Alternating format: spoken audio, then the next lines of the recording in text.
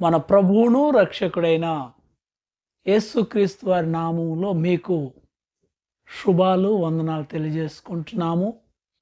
చాలా కాలం తర్వాత మరలా ఈ రకంగా మిమ్మలను చూసే భాగ్యము, మిమ్మల్ని ఈ వీడియో ద్వారా కలిసే కృపను దేవుడు అనుగ్రహించినందుకై మొట్టమొదటిగా దేవాది దేవునికి స్తుతులు స్తోత్రాలు చెల్లిస్తున్నాను. అలాగనే మా యొక్క వీడియోను చూస్తూ మా యొక్క ఛానల్ని సబ్స్క్రైబ్ చేస్తూ తర్వాత మమ్మలను మీరు ఎంతగానో ప్రోత్సహించి బలపరుస్తున్నందుకై మీకు నిండు మనసుతో మేము కృతజ్ఞతలు తెలియజేసుకుంటున్నాం. ఈ యొక్క 25వ సంవత్సరాన్ని చూసే భాగ్యాన్ని దేవాతి దేవుడు మనకు అనుగ్రహించినందుకై ఆయనకు వందనాలు చెల్లిస్తున్నాం. ప్రియమైన దేవుని బిడ్డలారా, మనకంటే గొప్పవారు, మనకంటే గనులు ఈరోజు చూడకుండా మరి ఈ లోకాన్ని విడిచిపెట్టి వెళ్ళిపోయారు. కానీ ఏ మంచి లేని మనలను ఆయన సజీవ లెక్కలో ఉంచి మనల్ని బలపరుస్తున్నందుకై, కాపాడుతున్నందుకై ఆయనకి కృతజ్ఞతా స్తోత్రాలు చెల్లించుకుందాము. ఈ సందర్భంలో యేసు ప్రభు వారికి మరి సాక్షిగా, యేసు ప్రభు వారికి ప్రతినిధిగా, లేకుంటే యేసు ప్రభు వారి యొక్క భక్తుడిగా, భక్తురాలుగా నీవు ఈ లోకంలో జీవించడం కొరకు దేవుడు నిన్ను నన్ను ఎన్నుకున్నాడు, ఏర్పాటు చేసుకున్నాడు. మనం అనుకుంటాము ఏదో చర్చికి వెళ్ళాము, నాకు రోగం తక్కువైంది, చర్చికి వెళ్తే నాకు ఏదన్నా సమస్యలు తీరుతాయని మనం అనుకుంటున్నాం. అదైతే వాస్తవమే. కానీ అంత మాత్రమే కాదు, కానీ మనము ఆయనకు ఒక ప్రతినిధిగా, ఆయన సాక్షిగా, ఆయన బిడ్డగా బ్రతకటాలని, జీవించాలని దేవుడు ఆశపడుతున్నాడు. పరిశుద్ధ గ్రంథంలో నుంచి ఒక మాటను మనం చదువుకుందాం. ఇర్మియా గ్రంథము 1వ అధ్యాయము. అందరం తీద్దామండి. ఇర్మియా గ్రంథము 1వ అధ్యాయంలో ఈ రకంగా ఉన్నది.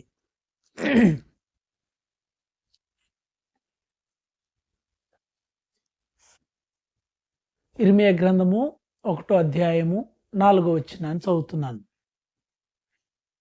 యెహోవాకు నాకు ప్రత్యక్షమై ఇలాగు సెలవిచ్చెను, గర్భములో నిన్ను రూపింపక మునిపే నేను ఎరిగి తిని, నీవు గర్భము నుండి బయలుపడక మునిపే నేను నిన్ను ప్రతిష్ఠించి తిని, జనములకు ప్రవక్తగా నిన్ను నియమించి తిని. దేవుడంట మన తల్లి గర్భంలో మనము పిండంగా ఏర్పడక మునిపే దేవుడు మనల్ని ఎరిగి ఉన్నాడు. దేవుడికి తెలుసండి. సృష్టికర్త, మనల్ని సృష్టించిన సృష్టికర్తకు మనము తెలుసు. అయినా కూడా మన విషయంలో, మన కొరకు, లేకుంటే మన పట్ల దేవుడికి ఒక ప్రణాళిక ఉన్నది. ఒక వస్తువు తయారు చేసిన వ్యక్తికి ఆ వస్తువును మరలా ఏ పర్పస్కు ఆ వస్తువును వాడాలో అతనికి బాగా తెలిసి ఉంటుంది. అలాగనే దేవుడు నిన్ను నన్ను నిర్మించినాడు, సృష్టించినాడంటే దేవుడికి ఒక ప్రణాళిక ఉన్నది. నీ పట్ల ఒక ప్రత్యేకమైన ఏర్పాటు కలిగి ఉన్నాడు, ఒక ఉద్దేశం కలిగి ఉన్నాడు. దాన్ని మనము ఈ ఉదయకాల సమయం ముందు గ్రహించేవారిగా ఉండాలని నేను ప్రభు పక్షాన మీకు 2 చేతులు జోడించి మనవి చేసుకుంటున్నాను. ఏంటంటే దేవుడు నువ్వు ఉన్న గ్రామంలో కానీ, పట్టణంలో కానీ, పల్లెల్లో కానీ, కాలనీలో కానీ, ఎక్కడున్నా సరే నీ కుటుంబంలో నుంచి దేవుడు నిన్ను ఎన్నుకున్నాడంటే ఏదో నువ్వు స్వస్థపడినావు సంతోషము, ఏదో నీకు జరగాల్సిన కార్యం జరిగింది సంతోషమే. అంత మాత్రమే కాదు, కానీ నీ గ్రామంలో, నీ కుటుంబంలో, నీ బంధువులలో, నీ స్నేహితులలో, నీ రక్త సంబంధికులలో దేవుడు నిన్ను ఏర్పాటు చేసుకున్నాడంటే నీవు ఒక పని కలిగి ఉండాలని, ఆయన సాక్షిగా ఉండాలి, ఆయన ప్రతినిధిగా ఉండాలి, ఆయన బిడ్డగా ఉండాలని దేవుడు నిన్ను ఏర్పాటు చేసుకొని ఉన్నాడు. మనం ఏం చేస్తున్నామంటే మన సొంత పనులు, మన సొంత అలవాట్లు, మన సొంత పద్ధతులు కలిగి ఉంటున్నాము. దేవుడికి మనము ప్రతినిధిగా, దేవునికి సాక్షిగా మనము ఉండలేకపోతున్నాం. మన మాటలు, మన క్రియలు, మన తలంపులు, మన ఉద్దేశాలు. ఎన్నోసార్లు నువ్వు చర్చికి వెళ్తా ఉంటావు కదా, ఇలాగెందుకు మాట్లాడుతున్నావు, ఇలాంటి పనులు ఎందుకు చేస్తున్నావు, ఇలా ఎందుకు నువ్వు మరి నడుస్తున్నావు, ఇలా ఎందుకు నువ్వు కూర్చుంటున్నావు, ఇలా ఎందుకు చేస్తున్నావు అని కొంతమంది మనల్ని అంటుండగా మనం వింటూ ఉన్నాం. అందుకని మనం ఎక్కడున్నా ఆయన ప్రతినిధిగా ఉండటం కొరకు దేవుడు నిన్ను నన్ను ఏర్పాటు చేసుకుని ఉన్నాడు. ఒక వస్తువునే మనము ఈ పర్పస్ కొరకు దీన్ని వాడుతుంటాం. ఉదాహరణకు ఒక డబ్బా తీసుకున్నప్పుడు అందులో రైస్ వేయాలనుకుంటే రైస్ కొరకు ఆ డబ్బాని వాడతావు. లేదా ఇంకా చిన్నది తీసుకున్నప్పుడు ఇంకా ఒకవేళ పంచదార కొరకు, ఉప్పు కొరకు, పప్పు కొరకు పెట్టుకుంటావు కదా. ఒక డబ్బాకే నీకు అంత ప్రత్యేకత, ప్రణాళిక ఉన్నప్పుడు జీవంగల దేవుడు ఆయన పోలికలో మరి దేవుడు నిన్ను నన్ను మనలను సృష్టించాడు కాబట్టి నీ పట్ల నా పట్ల ఆయనకు ఒక ప్రణాళిక ఉన్నది. ఆ యొక్క ఉద్దేశాన్ని, ఆ యొక్క ఏర్పాటుని మనం గ్రహించే వారిగా ఉండాలని ఈ సందర్భంలో నేను మీకు మనవి చేస్తున్నాను. ఇర్మియాతో దేవుడు చెప్తున్న మాట ఏంటంటే, నీవు గర్భం నుండి బయలుపడక మునిపే నేను నిన్ను ఎరిగితిని. ఎందుకో తెలుసా? జనములకు ప్రవక్తగా నిన్ను నియమించితిని. హల్లెలూయా. ఈ ఇర్మియా అంటున్నాడు, అయ్యో ప్రభువా, యెహోవా చిత్తగించుము, నేను బాలుడనే, మాట్లాడటకు నాకు శక్తి చాలదు. చాలామంది మనం అనుకుంటాం, నాకు మాట్లాడటం తెలియదు, వాక్యం చెప్పడం తెలియదు, ప్రార్థన చేయడం తెలియదు, వారికి ఏం సమాధానాలు చెప్పాలో, వారితో నేను ఎలా మాట్లాడాలోనని ఇర్మియా వలె మనం కూడా చాలా సంకోచిస్తూ ఉంటాం. నాకేమన్నా బైబిల్ చదవటం వచ్చా, నేనేమన్నా పాస్టర్ అమ్మ ట్రైనింగ్ చేశానా, లేకుంటే నేనేమన్నా దైవ సేవకుల కుటుంబంలో ఏమైనా పుట్టానా, ఏదో చర్చికి వెళ్తున్నాను, ఆ అయ్యగారు లేకుంటే ఆ యొక్క పాస్టర్ గారు చెప్పిన మాటలు వింటున్నాను, మరలా నా డ్యూటీకి, నా పనికి, నా ఉద్యోగానికి, నా చదువుకు నేను వెళ్తున్నానని నీ మధ్యలో ఒక తలంపు కలిగి ఉన్నది. ఇర్మియాకు కూడా అదే తలంపు ఉన్నది. అయ్యా, నాకు మాట్లాడటం రాదు, నేను బాలుడను. అంటే ఆత్మీయ స్థితిలో నేను ఇప్పుడే చర్చికి వెళ్తున్నాను, లేకుంటే నేను ఇప్పుడే ఇంకా మందిరంలో ఉన్నాను కదా, నాకేం తెలుసు అని మనం కూడా అంటూ ఉన్నాం. అప్పుడు దేవుడు చెప్తున్న మాట ఏంటంటే, చూడండి, వారికి భయపడవద్దు, నిన్ను విడిపించుటకు, క్షమించండి, 7వ వచనం, యెహోవా ఇలాగ సెలవిస్తున్నాడు, బాలుడు అనవద్దు, నేను నిన్ను పంపు వారందరి యొద్దకు నీవు పోవలెను, నీకు ఆజ్ఞాపించిన సంగతులన్నీ చెప్పవలెను. ఏమంటున్నాడు దేవుడు? నేను పంపు వారి యొద్దకు నువ్వు వెళ్ళాలి. ఏవైతే నీకు దేవుడు తెలియజేస్తున్నాడు విషయాలు, అవన్నీ నువ్వు మరి ఎదుటి వారికి ఆయన ప్రేమను గురించి, ఆయన దయ గురించి, ఆయన కనికరం గురించి, ఆయన చేసిన మేలును గురించి నీవు చెప్పే వ్యక్తిగా ఉండాలి. ఈరోజు మనము అసలు వెళ్తున్నాం కానీ మన ఆలోచన, మన తలంపులు, మన మైండ్లు, మన ఉద్దేశాలు ఏమేమో ఉంటున్నాయి. ఏమో అంటారు కదండి, బాడీ ప్రజెంట్ అంట, మైండ్ ఆబ్సెంట్ అన్నట్టుగా చాలామంది మందిరంలో కూర్చుంటున్నాము, దేవుని యొక్క మాటలు వింటున్నాం కానీ ఆ గడప దాటగానే ఎక్కడో వెళ్ళిపోతున్నాయి. గమనించండి, ఈ 25వ సంవత్సరంలోనైనా నీవు నూరు బాగుగా తెరుదువుగాక. హల్లెలూయా.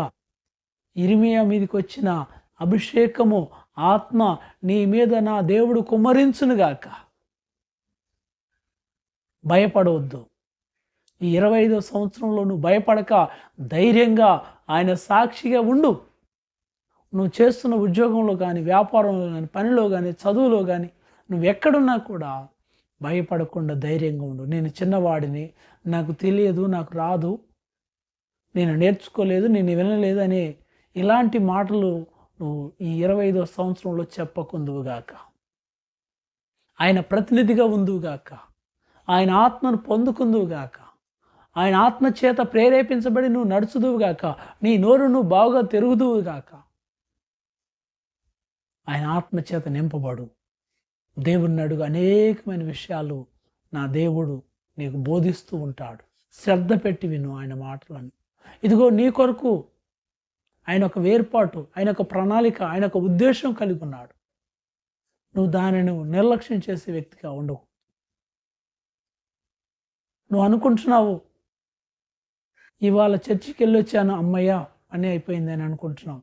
నువ్వు చర్చికి వెళ్ళి రావటం కాదు, నీ పట్ల ఒక ప్రణాళిక ఉన్న దేవుడికి ఇదిగో అల్పుడైన నాతో దేవుడు చెప్తున్న మాట, జనములకు ప్రవక్తగా నేను నిన్ను ఎన్నుకున్నాను అంటున్నాడు, ఏర్పాటు చేస్తున్నాను.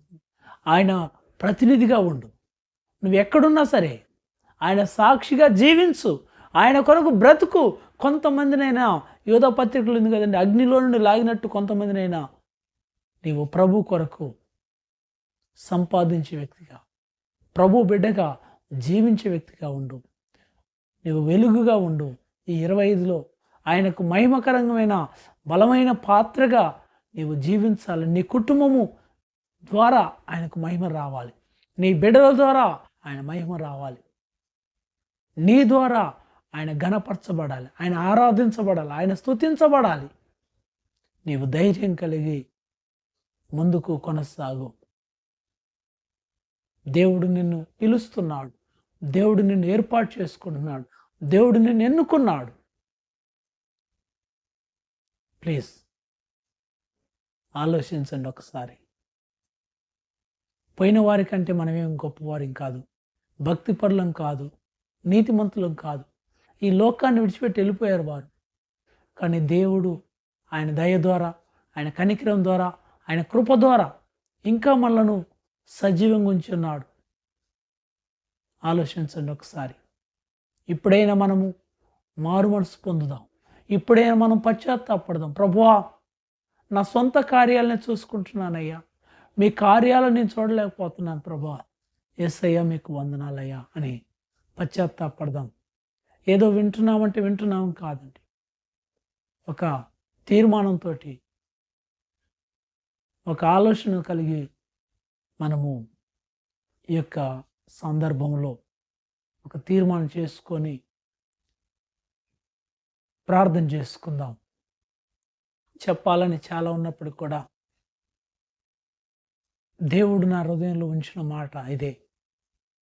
ఈ 2025లో నీవు ఆయన ప్రతినిధిగా, ఆయన బిడ్డగా, ఆయన కొరకు నువ్వు జీవించాలని, ఆయన కొరకు నువ్వు బ్రతకాలని, ఆయన సాక్షిగా నీవు ఉండాలని దేవుడు కోరుకుంటున్నాడు.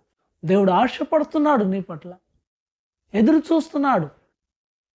ఇకనైనా నువ్వు నోరు తెరుస్తావేమోనని, ఇకనైనా నువ్వు ఆయన ప్రతినిధిగా, ఆయన బిడ్డగా, ఆయన సాక్షిగా బ్రతుకుతావేమోనని దేవుడు ఎదురు చూస్తూ ఉన్నాడు. నీవు నీ సొంత కార్యాలని చూసుకుంటున్నావు. ప్లీజ్ ప్రార్థన. దయగలిగిన యేసయ్య, కృపగలిగిన ప్రభువా, సర్వశక్తిమంతుడా,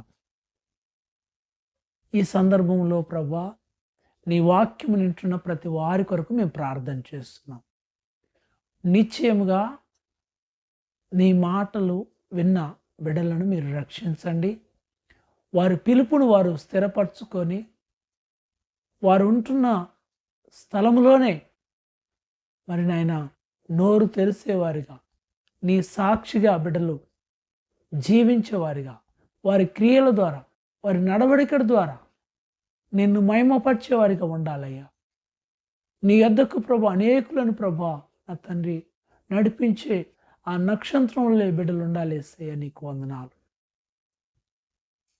యేసయ్య మా పట్ల మీరు ఒక ఉద్దేశం కలిగి ఉన్నారని, మీరు ఒక ఏర్పాటు కలిగి ఉన్నారని నేను లేఖనం ద్వారా మేము నిలుచుకొని ఉన్నాం.